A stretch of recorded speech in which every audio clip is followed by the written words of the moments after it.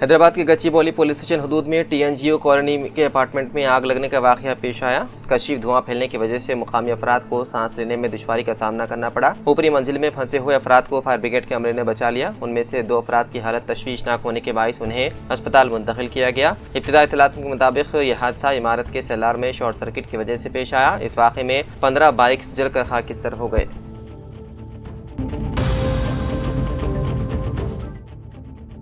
अमरीकी रियासत लुजियाना में एक मसरूफ इलाके में एक मुसल्लह शख्स की फायरिंग के नतीजे में 8 बच्चे हलाक हो गए। हुकाम के मुताबिक हलाक होने वाले बच्चों की उम्र 1 से 14 साल के दरमियान थी। हमले के बाद मुलजिम ने एक कार छीन कर फरार होने की कोशिश की, ताहम पुलिस ने उसका ताक़ुब किया।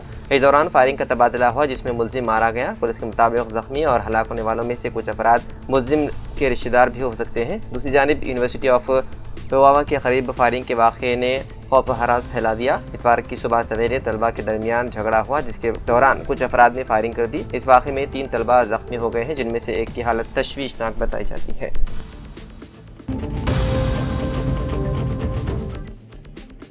तेलंगाना के जगत्याल में BRS सरबराह KCR की प्रजा आशीर्वाद सभा के तमाम इंतजामात मुकम्मल कर लिए गए हैं। कांग्रेस को छोड़कर BRS में शामिल होने वाले सीनियर कायद GM रेड्डी के इस्तकबाल के लिए जलसेगाह तैयार कर ली गई है। इत्तलात के मुताबिक आज शाम 4:45 बजे KCR एरावली के फार्म हाउस से हेलीकॉप्टर के जरिए जगत्याल के लिए रवाना होंगे। वो जगत्याल कलेक्ट्रेट के करीब वाक़े हेलीपैड पर उतरने के बाद सीधे पार्टी दफ्तर पहुंचेंगे, जहां मुत्तहिदा करीमनगर जिले के अहम कायदीन के साथ एक अहम इजलास मुनक़िद होगा। बादशाह शाम 6 बजे पार्टी दफ्तर से एक बड़ी रैली की शक्ल में जलसेगाह तक पहुंचेंगे। जलसे के दौरान GM रेड्डी को गुलाबी पार्टी का खंडवा पहनाकर बाज़ाब्ता तौर पर BRS में शामिल किया जाएगा।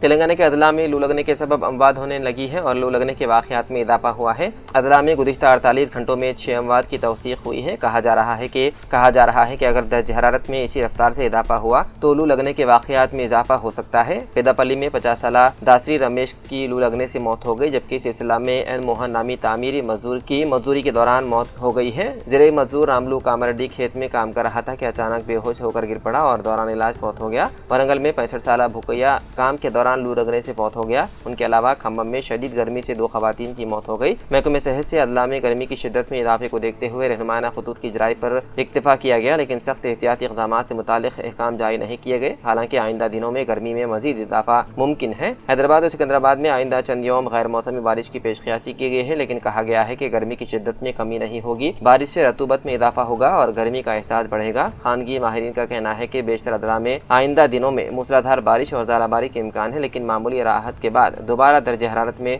जबरदस्त इजाफा रिकॉर्ड किया जाएगा।